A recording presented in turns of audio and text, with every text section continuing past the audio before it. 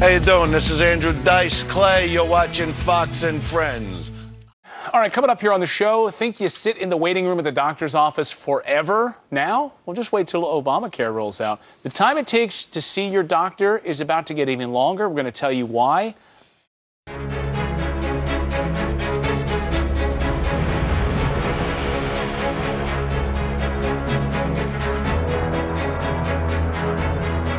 Quarter till the hour now, and there are currently 47 million uninsured Americans. An estimated 32 million of those are now eligible or will soon become eligible under Obamacare. And the current doctor-to-patient ratio is already 88 doctors to every 100,000 patients.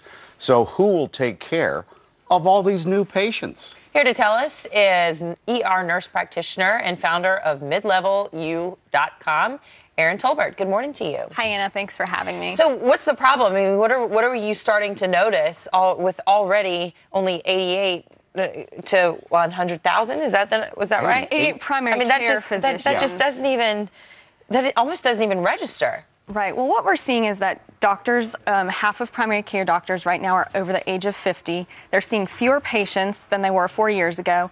They're slowing down. They're wanting to retire. On the other hand, now we have the Affordable Care Act with these millions of Americans becoming insured. The question is, what are all these people going to do?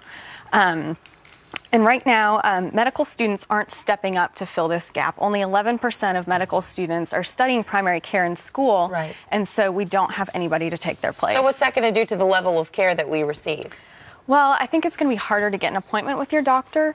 You might have to travel farther to see a doctor, but I also think we're going to start seeing nurse practitioners step up to take their place. Okay, well let's project down the road.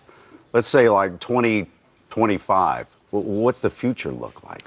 Well, we're going to need an additional 52,000 primary care doctors by 2025. Fortunately, we've seen the number of nurse practitioners increasing. In fact, there'll be about 57% more nurse practitioners by 2025. So I think we're going to see a little bit more of a balanced system play out where you have a closer number of primary care doctors with nurse practitioners. How's it affecting your life? In the emergency department, we end up providing a lot of primary care because people can't get into their doctor. Their doctors aren't taking call as much as they used to. And so people are coming to the emergency department with problems that could be more effectively treated in the primary care system. Is that bogging you down, though, in the ER? It really does. We've seen our numbers increase significantly.